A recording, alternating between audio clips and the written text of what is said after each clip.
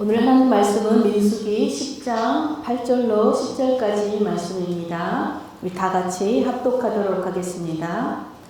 그 나팔은 아론의 자손인 제사장들이 불지니 이는 너희 때에 영원한 율례이다.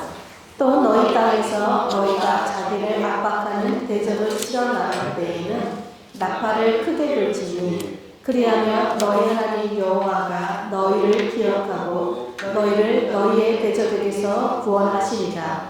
또 너희의 희락의 날과 너희가 정한 절기와 초하 외에는 번제물을 드리고 화목제물을 드리며 나팔을 불라. 그로 말미암아 너희의 하나님이 너희를 기억하시리라. 나는 너희의 하나님 여호와니라. 아멘. 오늘은 기도의 나팔을 불라는 제목으로 함께 말씀을 나누도록 하겠습니다.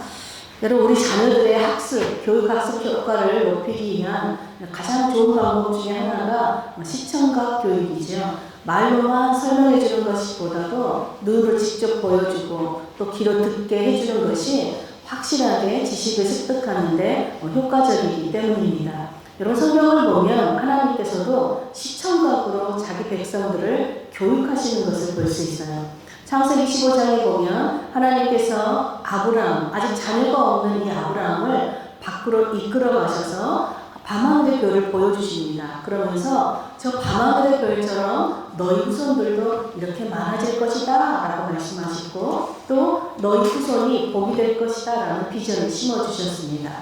여러분, 아브라함은 그 하늘의 별을 직접 보면서 그 하나님께서 주신 그 약속의 말씀을 들었을 때 여러분, 아직 자녀가 없는데 그 자녀를 주시겠다는, 하늘의 별과 같이 자녀를 주시겠다는 말씀을 들었을 때 얼마나 가슴이 벅차고 감동이 밀려왔을까요?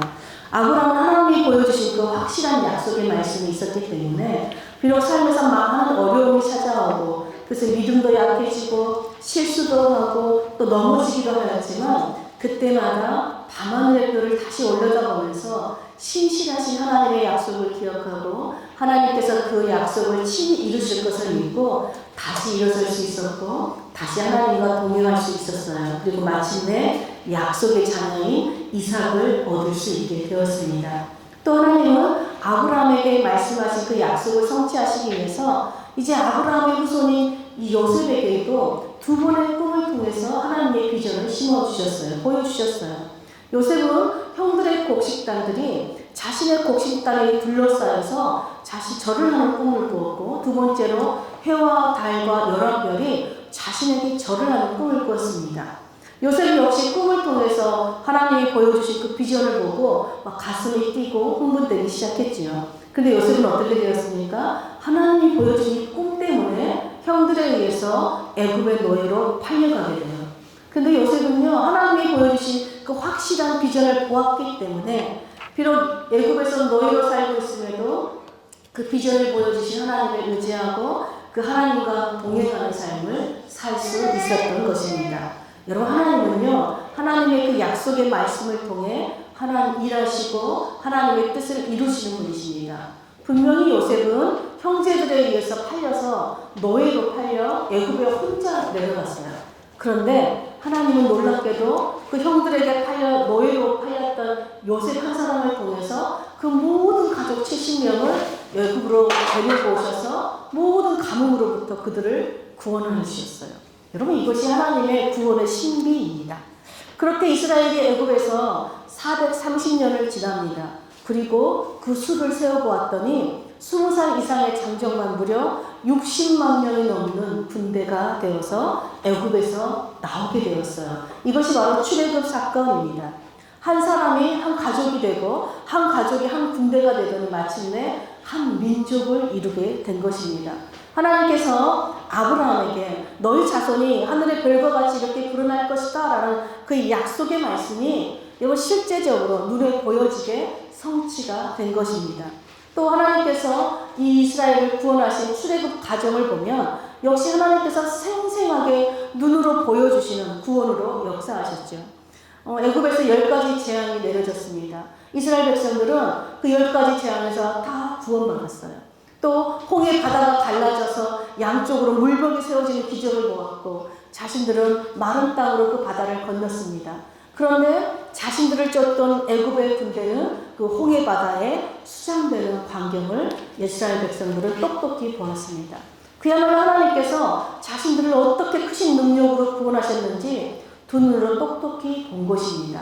그렇게 하나님의 놀라운 구원을 직접 눈으로 본 이스라엘은 이제 하나님께서 주시기로 한 그 약속의 땅, 가나안 땅으로 가기 위한 이 광야의 여정을 지나야만 했습니다. 근데 여러분, 광야는 결코 만만한 것이 아닙니다. 조금만 방향을 잘못 들어도 길을 잃어버릴 수도 있고, 또 사나운 짐승들을 만날 수 있는 그 생명의 위협이 항상 도사리고 있는 것이 이 광야지요. 그런데 이 광야에서도 하나님께서는 자기 백성들과 함께 하시며 친히 그들을 인도하신다는 것을 보여주셨어요. 그것이 바로 구름 기둥과 불 기둥이었죠. 여러분, 이스라엘은 광야에서 구름 기둥이 떠오르면 그 구름 기둥을 따라서 광야를 행진하고 이동하였습니다. 그런데 행진하고 이동하다가 불 기둥이 보이면 행진을 멈추고 그곳에 장막을 세우고 그곳에서 안식을 취했어요. 무슨 말이에요? 우리의 가고 서는 모든 걸음을 결정하는 것이 여러분, 내 뜻대로 되는 것이 아니라 하나님의 뜻을 따라 걸으면 어떤 위험한 광야에서도 그 길은 안전하고 보호받는 길이라는 것을 하나님께서 보여주신 것이에요. 즉, 하나님이 함께 하시며 광야에서도 안전하다는 것을 알려주신 것입니다. 여러분, 그런데 광야는 이스라엘의 최종 목적지가 아니지요. 광야는 하나님과 언약을 맺은 곳이요, 또 하나님 중심의 삶을 살기 위해서 율법을 받은 곳이고, 무엇보다도 최종 목적지인 그 약속의 땅을 가기 위해서 준비하는 곳이 바로 광야예요. 광야는 애굽에서 구원받은 하나님의 백성들이 약속의 땅으로 가기 위한 필수 코스라는 것이죠. 이런 민수기는 영어로 넘버스예요. 즉 숫자들이라는 뜻이에요. 왜 숫자들이냐면 모세가 이 하나님의 명령을 따라서 출애굽한 이스라엘 백성들을 시내 광야에서 다 수를 세워봅니다. 그래서 넘버스라는 제목이 붙어요. 그런데 민수기의 히브리어 제목은 광야에서라는 제목이에요. 왜 그랬을까요? 구원받은 하나님의 백성들이 약속의 땅으로 들어가기 전에 광야에서 어떤 여정을 걸었는지, 즉 하나님과 동행에 성공한 이야기와 하나님과 동행에 실패한 사람들의 이야기를 담고 있기 때문에 그렇습니다. 그래서 이 광야 같은 지금 이 세상을 살아가는 지금 우리가 역시 하나님과 동행하기 위해서 정말 기담아야 들어야 할 이야기가 바로 민수기이죠. 하나님은 민수기를 통해서 이 광야를 지나는 일은 바로 하나님이 약속하신 구원받은 하나님의 백성들이 약속의 땅으로 들어가기 위한 모든 하나님의 백성들의 과제이다라는 것을 우리에게 알려주고 있어요. 또 광야를 지나는 유일한 길은 오직 주님과 동행하는 길밖에 없다. 주님과 동행이 실패하면 여러분, 광야에서도 삶이 실패하고 약속의 땅으로 들어갈 수 없다는 것을 우리에게 알려주는 것이에요. 한마디로 여러분, 광야는 주님과 동행하는 훈련을 하는 곳이에요. 즉, 이 세상은 여러분, 주님과 동행하는 삶을 살아야만 가능하다는 곳이라는 거예요. 근데 여러분, 주님과의 동행은 참으로 쉽고도 어려운 일이에요. 왜 그럴까요? 주님께서 보여주신 주님의 말씀을 따라 순종함을 살면요, 주님과의 동행은 너무나 쉽고 너무나 즐거운 일입니다. 그런데 내 뜻과 내 고집대로 살고 이 세상의 가치관을 따라 살려고 하면요, 주님과의 동행이 너무 불편하고 너무 힘들어서 다시 세상으로, 다시 애국으로, 다시 노예의 삶으로 돌아가는 시도들을 한다는 것입니다. 이스라엘은 하나님의 은혜로 여러분 출애굽을 하였고 시내산에서 하나님과 언약을 맺었습니다. 또 모세를 통해서 하나님의 율법을 받았어요. 또 하나님이 보여주신 그 청사진을 따라서 예배할 수 있는 성막을 지었고 또 성막에서 사용할 수 있는 모든 도구들도 다 만들었습니다. 이스라엘은 하나님과 아주 특별한 관계를 누렸고 이제 자신들을 구원해 주신 그 노예의 삶에서 자유인으로 살게 해주신 그 주님만을 사랑하며 주님의 뜻을 따라 사는 하나님 백성으로 살겠다라고 맹세하였습니다. 그리고 이제 하나님이 주신 그 율법과 그 장막을 거두어서 이제 드디어 시내산을 떠나서 이제 광야를 행진할 때 하나님께서 가장 먼저 민수기에서 하신 말씀이 인구조사를 하라는 거예요. 그러면 백성들의 숫자를 계수하는 이유가 무엇일까요? 바로 약속의 땅에 가기 위해서는 그 땅을 정복하기 위한 군대가 필요하기 때문에 그렇습니다. 여러분, 구원받은 하나님의 백성들이 주님과 동행한다는 것은요, 바로 영적 전쟁을 하는 하나님의 군사로 준비되어지는 일이라는 거예요. 그리고 그 준비의 가장 중요한 핵심이 무엇일까요? 바로 거룩입니다. 하나님의 백성들은 거룩한 하나님의 군사들이에요. 그런데 여러분, 거룩은요, 오직 하나님으로부터만 비롯돼요. 우리는 우리 스스로 거룩해질 수가 없습니다. 하나님은 거룩은 본질적으로 나누고 구분하는 성향을 지녔어요. 하나님께서 이 세상의 모든 가짜 신들로부터 구별되신 것처럼 이제 구원받은 주님의 백성들 역시 이 세상의 모든 거짓으로부터, 세상의 가치관으로부터, 또 하나님을 모르고 살아가는 세상 사람들로부터 구별되어 살아가야 될 뿐만 아니라 이 광야에 이제 지나갈 때, 행진할 때 준비하는 과정 역시 거룩하게 구별된 모습을 보여주어야 돼요. 왜 그럴까요? 이 광야에서 거룩한 하나님의 군사로 준비되고 구별되어야만 앞으로 우리가 살아가야 할 약속의 땅, 하나님의 나라에서도 거룩하고 구별된 삶을 살 수 있기 때문입니다. 그래서 그 거룩한 삶의 시작이 뭐예요? 하나님과 동행하는 훈련을 하는 것입니다. 오늘 우리가 읽은 본문은 이제 그 신의 산을 떠나서 광야의 여정을 시작하기 전 이제 마지막 단계예요. 지금까지 하나님은 이스라엘 백성들과 자신이 늘 함께하고 동행하신다는 것을요, 눈으로 직접 보여주셨어요. 그것이 바로 구름 기둥과 불 기둥이었죠. 근데 오늘 10장에서는 하나님께서 자기 백성들과 자신이 함께하고 동행한다는 또 다른 사인을 보여주세요. 그것이 바로 나팔이에요. 그리고 구름 기둥과 불 기둥이 눈으로 보이는 하나님의 그 임재의 상징이라면 나팔은 바로 귀로 들리는 하나님의 임재의 상징이죠. 하나님은 눈으로, 귀로, 시청각을 통해서 하나님 내가 너희와 함께하고 있다, 늘 너희와 동행하고 있다는 것을 알려주신 것입니다.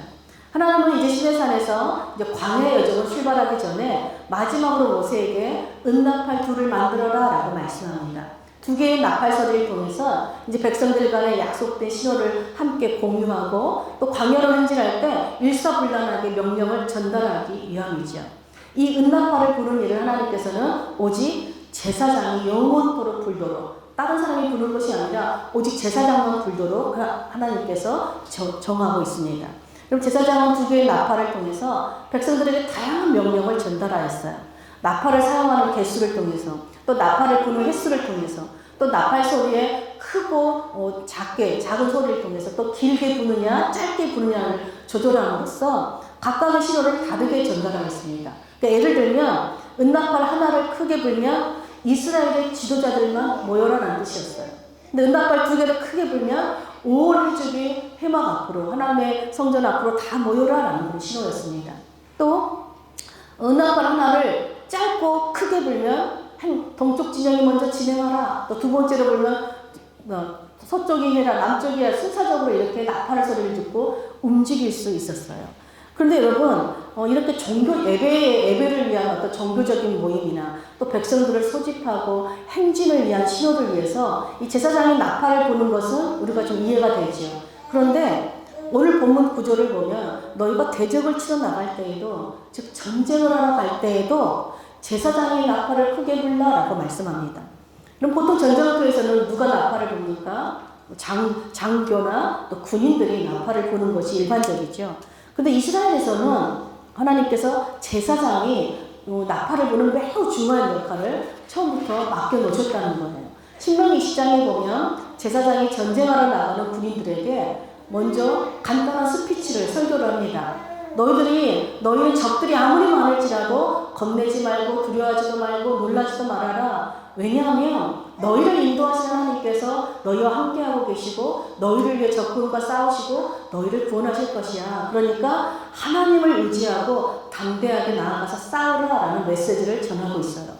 또 제사장은 이 전쟁을 해야 될지 말아야 될지 하나님께 묻고 그 하나님의 답변을 전달하기도 하였고, 또 전쟁터로 하나님의 법궤를 운반하는 역할도 했어요. 또 오늘 본문처럼 전쟁을 알리는 나팔을 크게 불기도 하였지만 공격 신호를 알리기 위해서 나팔을 들고 직접 전쟁에 참여하기도 하였습니다. 이렇듯이 제사장의 나팔 소리는 전쟁을 하러 나가는 군대의 어떤 사기를 북돋아주는 역할도 하였고 또 승리를 미리 선포하는 수단이 되었기도 했습니다. 또 적에게 공격을 지시하는 신호탄이 되기도 하였습니다. 근데 여러분 무엇보다도 나팔의 가장 중요한 기능이 있어요. 우리 9절 한번 볼까요? 오늘 본문의 9절. 또 너희 땅에서 너희가 자기를 압박하는 대적을 치러 나갈 때에는 나팔을 크게 불지니 그리하면 너희 하나님 여호와가 너희를 기억하고 너희를 너희의 대적에게서 구원하시리라. 여러분 하나님께서 너희가 나팔을 불면 크게 불면 내가 너희를 기억하고 대적으로부터 너희를 구원하겠다라고 말씀합니다. 무슨 말씀이에요? 여러분 나팔을 크게 분다는 것은 하나님께 크게 부르짖는 기도 소리다. 기도 소리가 된다는 거예요. 그래서 하나님께서 그 나팔 소리를 들으면 즉시 응답하겠다. 즉시 내가 달려오겠다라고 지금 약속하고 있는 것이죠. 여러분 나팔에 여러 기능이 있지만 가장 중요한 기능이 뭐라는 거예요? 하나님이 우리 편에 서서 우리와 함께 싸우시게 하는 일이라는 거예요. 하나님은 전쟁을 하러 나갈 때마다 하나님을 의지하고 이 기도의 나팔을 불러 말씀해요. 하나님이 우리와 함께 싸우시면 적의 수가 아무리 많을지라도 그들이 아무리 강한 용사라 할지라도 그 전쟁은 반드시 승리하기 때문에 그렇습니다. 여러분 하나님과 싸워서 인간이 이길 수 있는 사람은 아무도 없다는 것이죠. 역대하 13장에 보면 이 기도의 나팔을 크게 불어서 정말 불리한 전쟁에서도 승리한 한 전쟁 이야기가 나옵니다. 우리가 알다시피 솔로몬 왕이 죽고 그의 아들 르호보암 시대에 이스라엘이 남유다와 북이스라엘로 나뉘어지게 되죠. 그러면서 그 두 나라는 끊임없이 갈등하고 싸우게 돼요. 르호보암이 죽자 그 아들 아비야가 남유다의 왕이 되고 그리고 북이스라엘의 여로보암 사이에 이제 전쟁이 벌어지게 됩니다. 이 남유다의 아비야가 40만 명의 군사를 이끌고 전쟁터로 나갑니다. 근데 북이스라엘의 여로보암은 여러분 그 절반 이상인 80만 대군을 이끌고 전쟁에 나와요. 군사의 숫자만 보면 이 남유다가 너무 불리한 열세한 그런 전쟁입니다. 그런데 이때 전쟁을 하기 전에 이 남유다의 아비안이 여로보암과 북이스라엘 군대를 책망해요. 뭐라고 책망하냐면 너희는 여로보암이 만든 신, 즉 금송아지와 함께 있고 너희가 금송아지를 의지하고 또 여호와의 제사장들을 너희가 다 쫓아내고 너희는 지금 돈만 내면 제사장직을 살 수 있는 그런 사람들과 함께하고 있다. 너희는 너희 군사력을 의지하고 너희의 헛된 우상을 의지하고 너희의 가짜 제사장들을 의지해서 지금 전쟁하고 나왔지만 그렇게 하나님을 배반하고 나왔지만 우리에게는 여호와 하나님이 우리와 함께하고 계신다. 우리에게는 여호와의 제사장들이 우리와 함께하고 있다. 우리는 여호와를 배반하지 않았고 하나님을 계명을 지키는 하나님의 백성, 하나님의 나라다. 이렇게 선언합니다. 그러면서 역대하 우리 13장 12절에 아비야는 이렇게 선언해요. 다 같이 한번 볼게요. 하나님이 우리와 함께하사 우리의 머리가 되시고 그의 제사장들도 우리와 함께하여 전쟁의 나팔을 불어 너희를 공격하니라. 이스라엘 자손들아 너희 조상들의 하나님 여호와와 싸우지 마라. 너희가 형통하지 못하리라. 지금 아비야이 전쟁을 하기 전에 너희가 많은 군사와 우상을 의지하여 지금 싸우러 나왔지만 우리에게는 전쟁의 나팔이 있다. 즉 기도의 나팔을 불어서 우리와 함께 싸우시는 하나님이 우리와 함께 계신다. 즉 너희는 우리와 싸우는 것이 아니라 하나님과 싸우는 것이기 때문에 너희가 하나님과 싸워 이길 수 없다라고 지금 선포하고 있는 거예요. 근데 여러분 이 아비야의 믿음의 선포를 비웃기라도 하듯이 여로보암이 미리 복병을 다 매복시켜서 남유다를 앞뒤로 아예 다 포위시켜 버렸습니다. 여러분 남유다는 자신들이 다 포위당하는 것을 알죠. 어떻게 했을까요? 우리 역대하 13장 14절 보겠습니다. 유다 사람이 뒤를 돌아보고 자기 앞뒤의 적병으로 말미암아 여호와께 부르짖고 제사장들은 나팔을 부니라.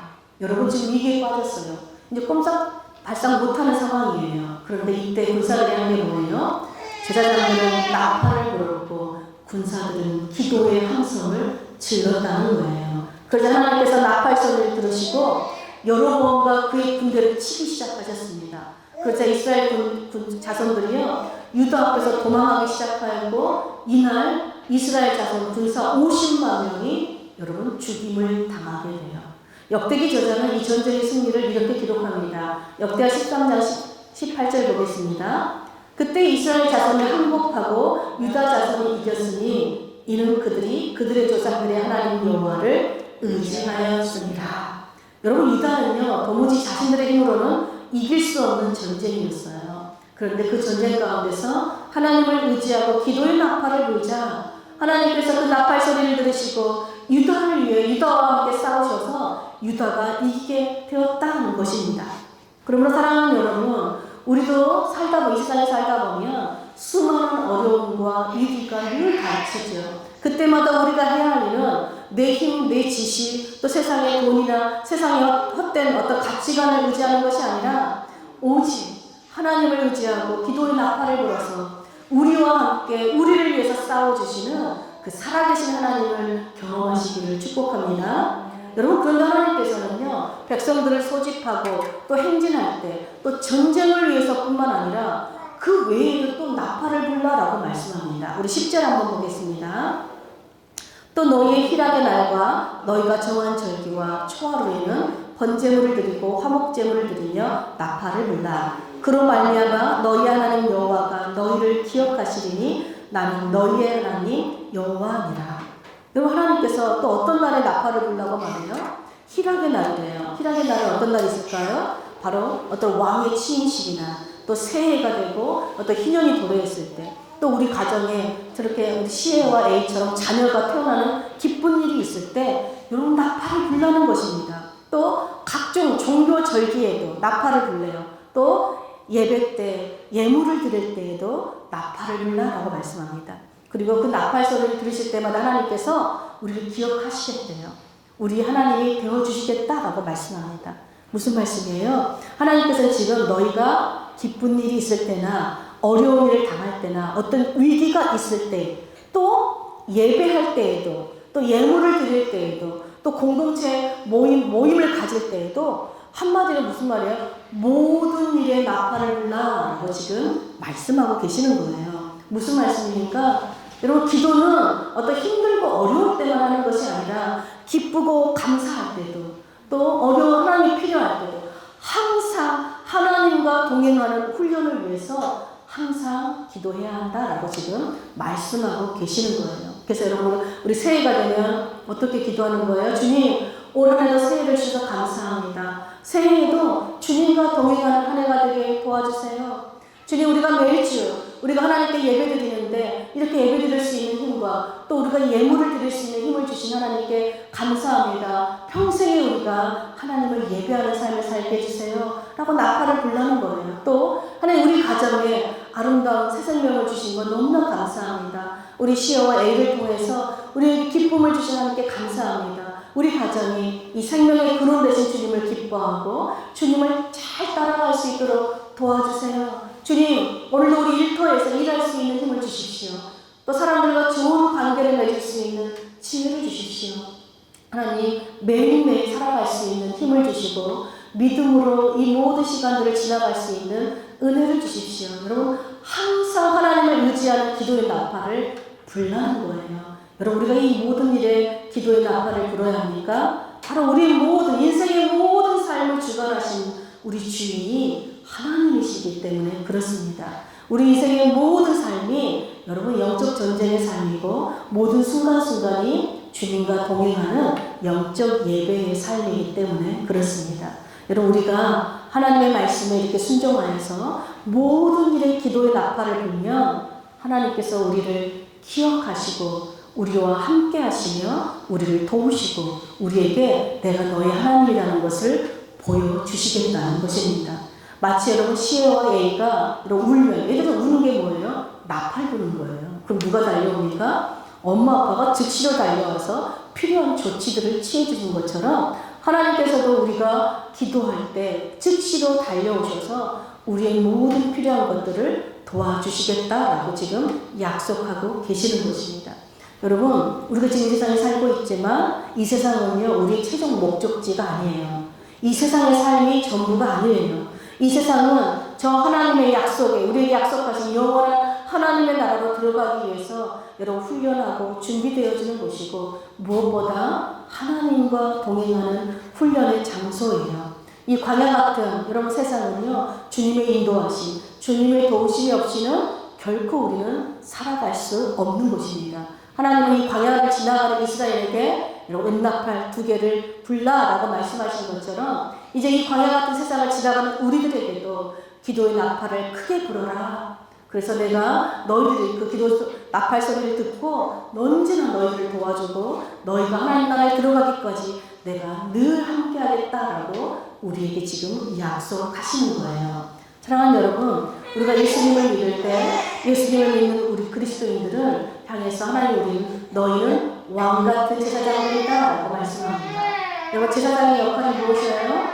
예, 항상 거룩함이죠. 어떻게 우리가 거룩할 수 있습니까? 항상 깨어 기도의 나팔을 불 때 우리는 이 세상과 거룩하게 구별될 뿐만 아니라 여러분, 우리가 거룩할 때 거룩하신 하나님은 우리를 통해서 보여주고 또 거룩하신 하나님은 우리를 통해서 귀에 들리게 들려지는 것입니다. 그러므로 우리 단순히 내 안이나 또 내 가족의 평안만을 위해서만 기도의 나팔을 부는 자들이 아니라 내가 함께 일하는 회사 공동체를 위해서 내가 속한 교회와 나라와 민족을 위해서도 여러분 기도의 나팔을 부는 하나님의 거룩한 제사장들로 사시기를 축복합니다. 그래서 이 광야 같은 이 세상에서 하나님께서 우리의 기도의 나팔을 들으시고 우리를 기억하시고 우리를 위해 싸워주시고 우리의 하나님이 되어주시는 그 살아계신 하나님을 경험하고 그 하나님과 영원토록 동행함으로 마침내 하나님께서 인도하시는 그 영원한 하나님의 나라에 들어가는 우리 늘 깊은 교회가 되기를 간절히 축복합니다.